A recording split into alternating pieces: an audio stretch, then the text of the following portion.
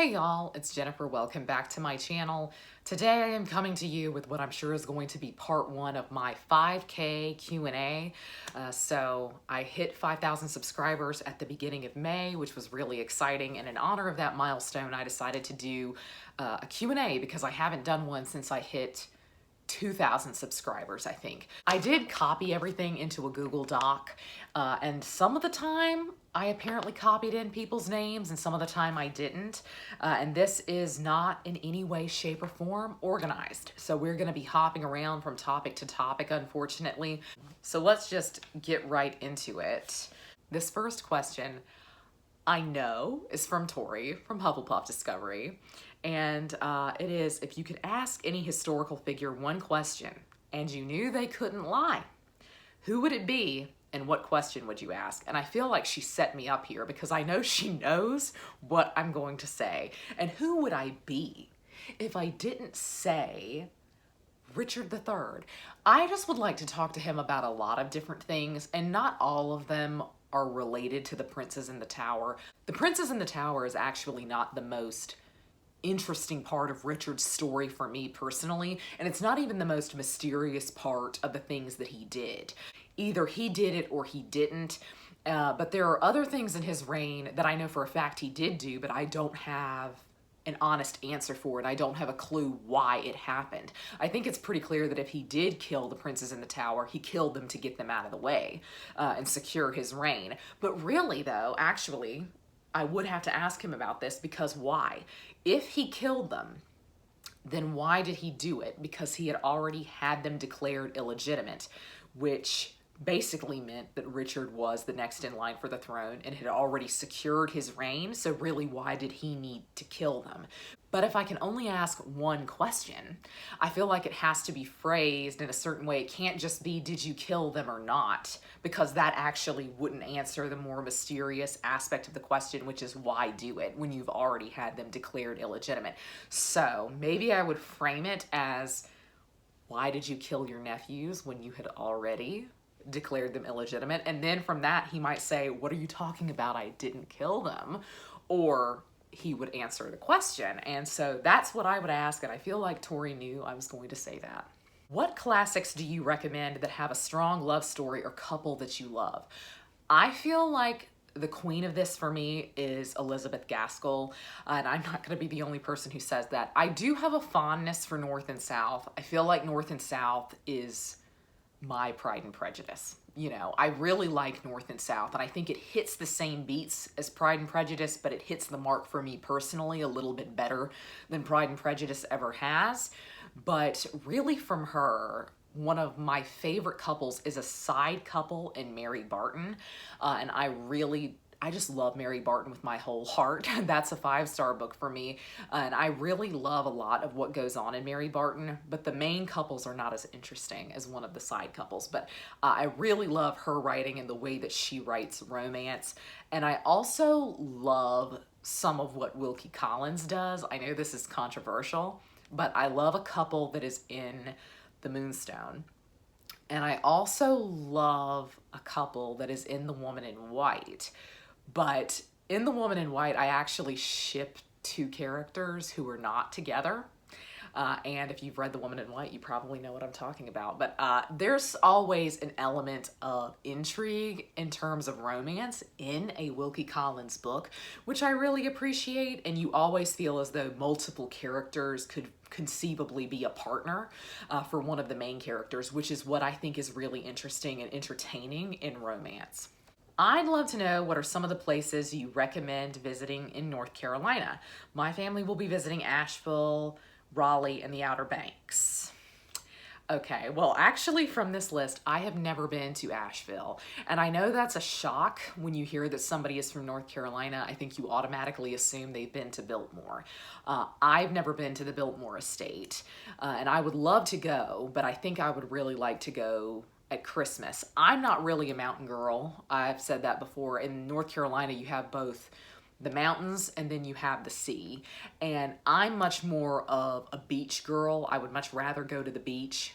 Years have gone by since I've been to the mountains, actually. I also really am not all that familiar with Raleigh. I've been through Raleigh many times, but I've really never stayed there.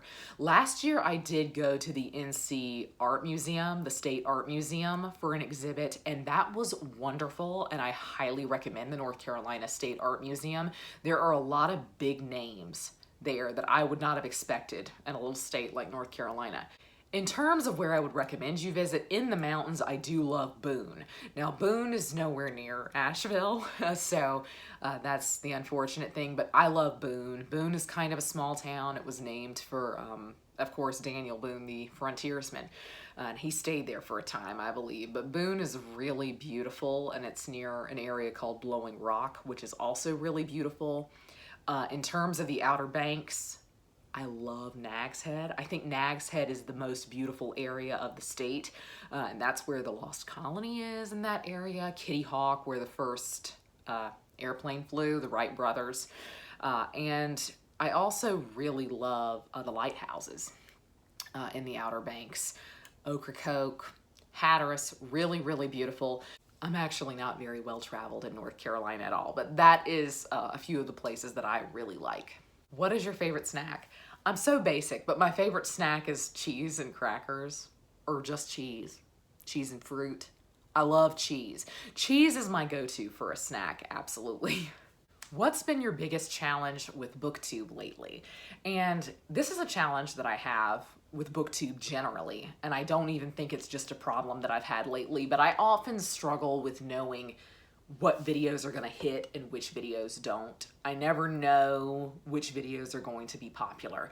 And it never fails that a video that you spent like no time on, a video you just wanted to put out so that you put something out, that's a really popular video. But a video you worked really hard on, you researched for, and you put all this effort into editing, those are the videos that don't do as well. And so I always am trying to find the middle ground between something that is easy and is probably gonna do very well versus videos that I really like doing that take a lot out of me but don't really perform as well in the analytics. And I never used to pay attention to that, but now YouTube has changed their whole entire analytics outlook, and basically when you log into YouTube, you see this video is performing last of all the past 10 videos that you posted, and this is doing terrible. Or confetti will shoot off when a video does really well and it premieres at #1 of your past 10 videos. And so they've put the analytics side of things in your face in a way that they didn't used to. And part of me thinks that's really fascinating, but it also just really makes me interrogate and makes me wonder about my own content and why, after almost 5 years on this platform, I still don't know which videos are going to become really, really popular and which aren't.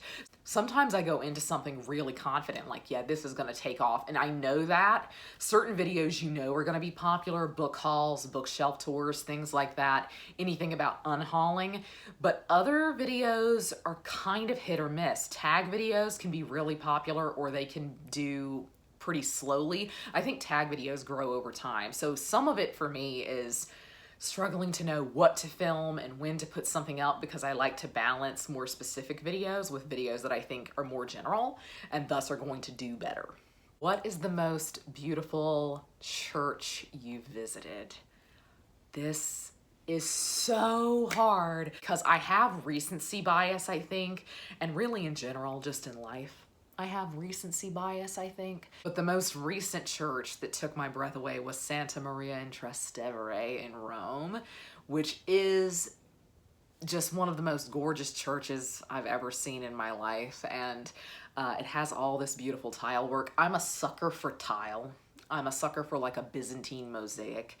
And in general, actually, I would say most churches in Italy don't capture me the way that churches in France or England, Germany do, because I really like a dark Gothic church.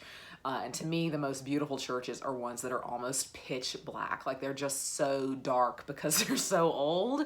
And Santa Maria in Trastevere is very, very dark. So that's why I really like it. Rome's an interesting case. It doesn't have very many medieval churches.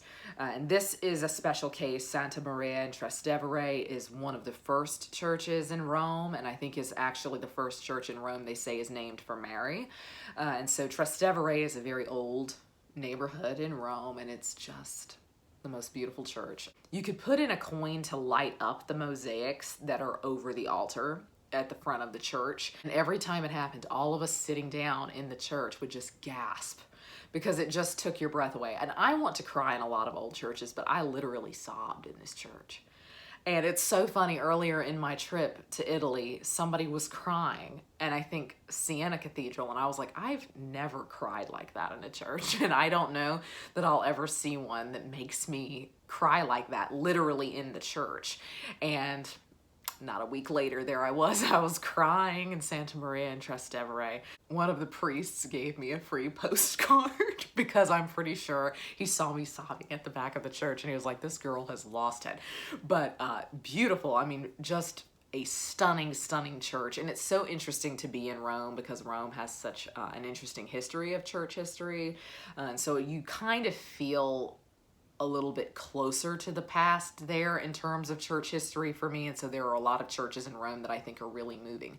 And I could do an entire video talking about all my favorite churches, specifically in Rome. I've been in all the churches that I can get in Rome, and that's still not even half of them. If I'm walking down the street and I see something that looks like a church, I'm like, gotta go in there.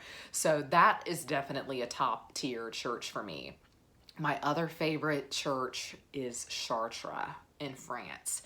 I love Chartres Cathedral because it's got all this gorgeous stained glass and it's super old. It's actually all original medieval stained glass for the most part. And medieval stained glass, you can kind of tell that it is medieval because it goes so dark. Light no longer really refracts through it in the same way, specifically the blue pieces of stained glass, which was very, very expensive at the time and is likely why you see so much blue stained glass, because churches wanted to show off they had that money. And so Chartres is just my ideal church because it is a Gothic church, 1100s, and it is so dark.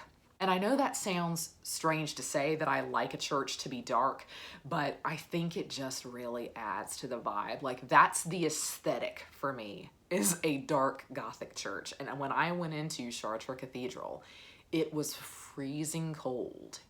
There was no heating on in there, of course, and I'm sure they also have no air conditioning, which would be miserable.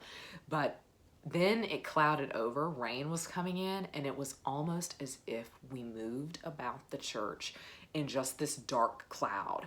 It had almost no light. It was just an extremely cerebral experience, and I dedicated a full day to spending inside that church.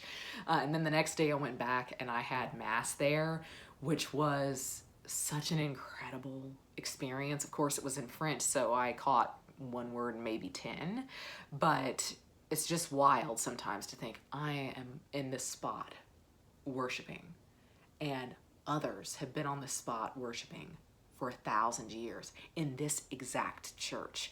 And that is just a very humbling experience, I think, to feel like you are one of many pilgrims in a religious site. And a lot of religious sites move me in that way, but Chartres and Santa Maria in Trastevere, I think, are possibly my favorites. Favorite K-pop songs at the moment. Okay, I am loving a lot of K-pop right now, and some of it by groups that I don't really stan, are not my main groups. I'm just really loving a lot of different stuff in K-pop right now. One song that I'm really loving is Good Boy Gone Bad by TXT, which is amazing, and it's so cute. The music video is so cute. The song is so catchy, but the music video is absolutely incredible. And they just released like the choreography version of their music video, where it's just them doing the choreography of the song for 3 minutes straight. And it's insane. And I looked up the guy that I was most interested in the music video, that I thought was the most talented, and I kept searching for him in the lineup, and I found out their names. And so I looked up this guy. His name is Kai, and I'm thinking, okay, he's 25, like he has to have been doing this for 10 years. This kid is 19. and he's out there singing and dancing like that. What am I doing with my life? But anyways, Good Boy Gone Bad, love it. I also love Oh by Very Very, and I also am really obsessed with a group called ONEUS. ONEUS is now my second favorite K-pop group after EXO. And so by ONEUS, my favorite song is Lit, and that is constantly on repeat for me. I love Lit. I love No Diggity. They've had a recent album which is called Trickster, and my favorite song off of that is a song called Firebomb. I'll link to all of these down below if you're curious. I also love G-Idol. G-Idol is the only girl group that I really like, and I love Oh My God by them, and I love Lion, and I love Senorita. Guilty pleasure. But those are some songs that I'm listening to right now, and I am, of course, always listening to Coco Bop by EXO. That's like my favorite song ever, my favorite K-pop song, definitely, and I constantly listen to it. Every time it comes up on shuffle, I never skip that song. I love that song so much. So that, and then also Sweet Lies by EXO is a song that I've been listening to ad nauseum. And also Rocky by ATEEZ. Oh my gosh, they just released a music video for this, and it was insane, and it made the song sound even better. I'm a sucker for their music videos in K-pop and the concept of the music videos, and that's why Good Boy Gone Bad is just so good to me, because I love the concept of the music video. But Rocky is so good. ATEEZ is like my third favorite K-pop group. A Victorian novel that you wish you could read again for the first time. And for me, it's so basic. This answer is so basic, but I really think it has to be Great Expectations. I think Great Expectations is one of the books that I've read in my lifetime that I would actually say is perfect, and I feel like there is no fat on it. I feel like the entire book is just a perfectly constructed novel, and everything adds up to the end in such an interesting way. It builds, and it really goes there. It does exactly what you as the reader wants. And so there's something about Great Expectations that I think is really rewarding for the reader, and I think is also just really enjoyable. And so definitely, I think I would say Great Expectations. Vampires, zombies, or fae? Okay, I have a different answer for every one of these. I guess I can only pick one. And if I can only pick one, duh, of course it's vampires. But I like only a certain type of vampire, and it is a vampire that is old. I don't like this kind of new push that they've made for like scientific vampires, where we've experimented on things in labs and created a monster that's like a vampire. Not the vibe. I really like vampires like The Vampire Diaries or True Blood, Interview with the Vampire, like just a classic romantically dark kind of gothic vampire. That's what I'm really interested in. So that's the true answer. But really, in terms of books, I've read so many vampire books that I genuinely didn't like. I actually think if I'm talking about reading, I am more interested in reading a book about the Fae. So maybe it's fae. I love to watch zombie movies and like zombie shows. That's always of interest to me. But I think I'm not really interested so much in the zombies as I am in the character dynamics and how zombies force the characters to kind of insulate.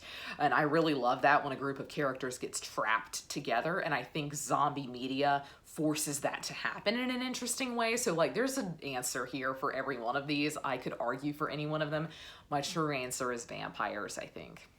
I have three questions that were basically how and when did you get into K-pop? I am still a baby K-pop stan. I measured this the other day actually, because I know a lot of K-pop fans like know the day they became a K-pop stan, and I don't. I feel like it was at the end of November, early December that I became an XOL. I got into K-pop, and I'm gonna blame this entirely partially on Squid Game, but also on Christy Lewis, because I don't think I would have listened to BTS and gotten into BTS without her push. But Squid Game led me down like the TikTok rabbit hole, and I was watching all of these Squid Game TikToks one day, and they kept playing a song on all of these TikToks that was called Money by Lisa. and I started listening to Lisa, who was a member of Blackpink. I knew nothing about this at the time, and I was like, her solo stuff is incredible. And that's kind of how I found Blackpink.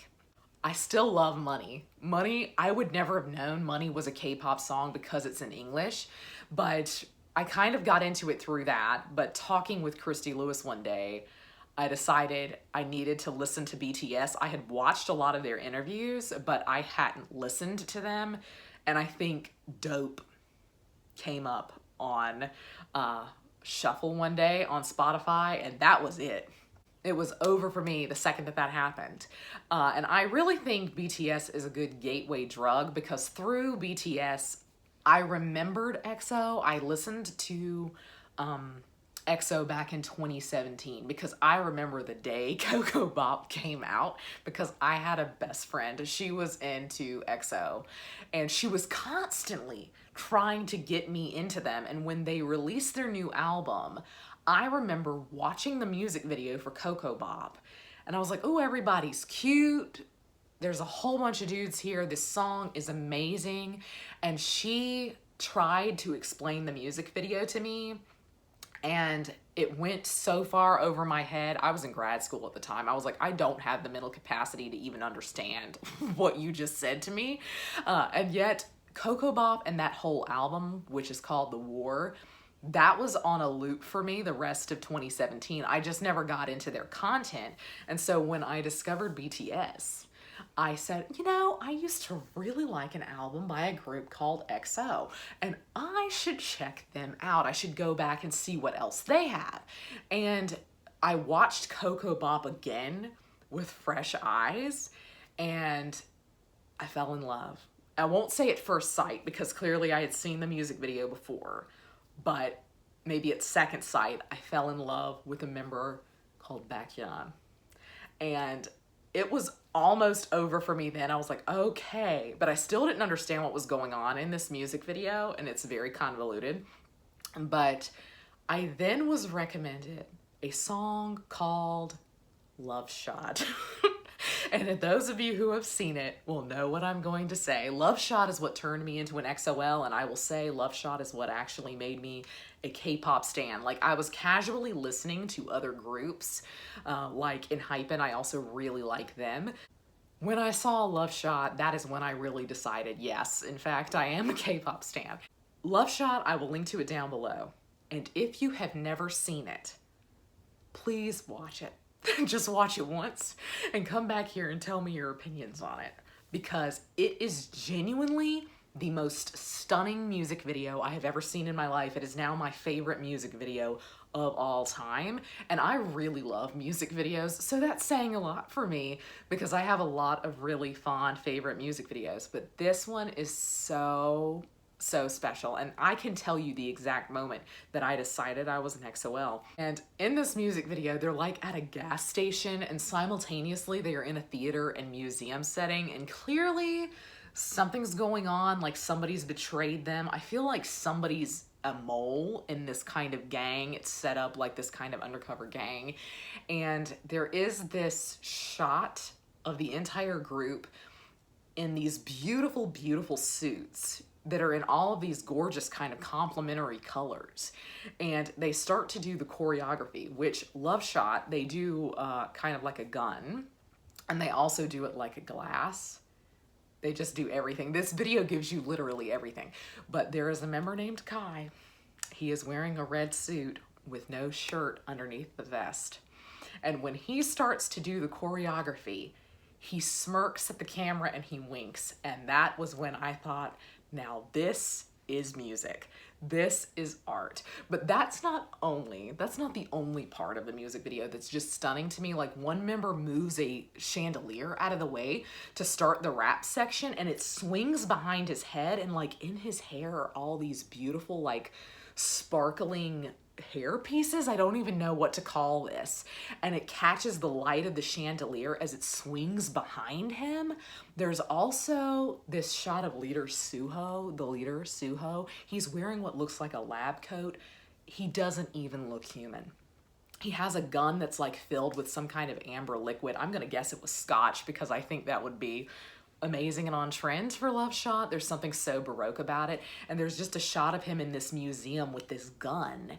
And you're thinking, what is this? Literally, of course, he's shown in a museum because he is a work of art. But this is just one beautiful music video. And that was when I became a K-pop stan, and specifically an XOL.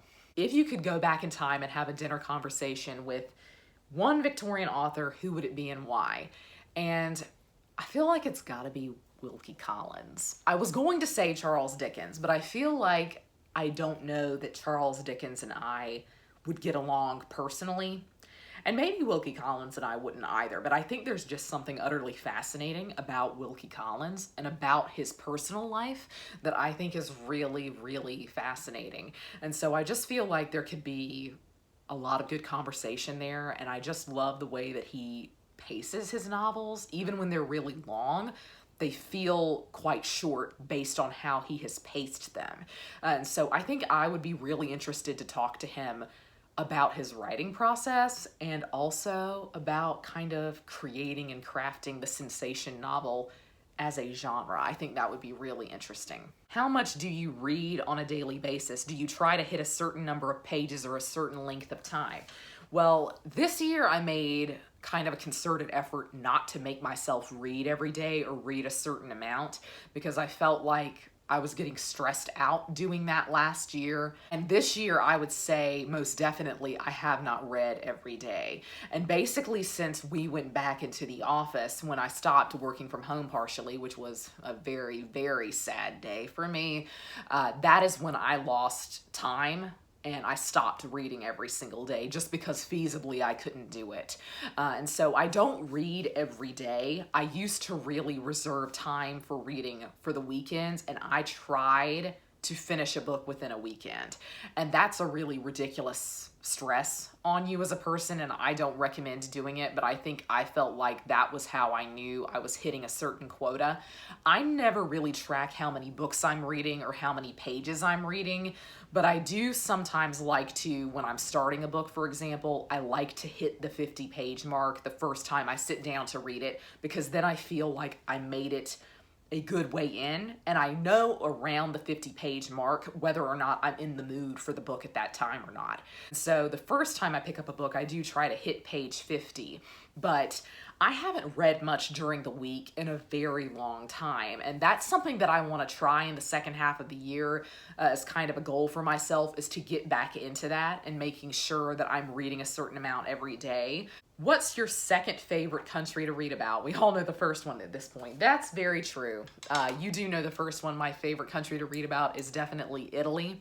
I would say my second favorite country to read about is probably France, because before I kind of went into my obsession with Italy, I was in my obsession with France. I was a total Francophile for at least 2 years, and I really love France. I think probably just in terms of numbers, in truth, what country I have read about the most, it would be England.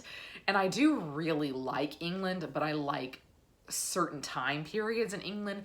I'm always fascinated by France, and I just don't think I read much that's set in France, because it tends to generally be only World War II fiction. And I really love medieval France, and I love French classics. I love authors of French classics. So I really love books that are set in France in the past, and France is one of my favorite countries to travel to. So that's what I would say. Okay, the million-dollar question, BTS or EXO? This is not even remotely a competition. It is EXO all the way for me. And I love a lot of K-pop groups. I love BTS, for example. I love ONEUS now. I love ATEEZ. I love a lot of K-pop groups. I don't love any of them the way that I love EXO. Like, I will watch EXO do anything.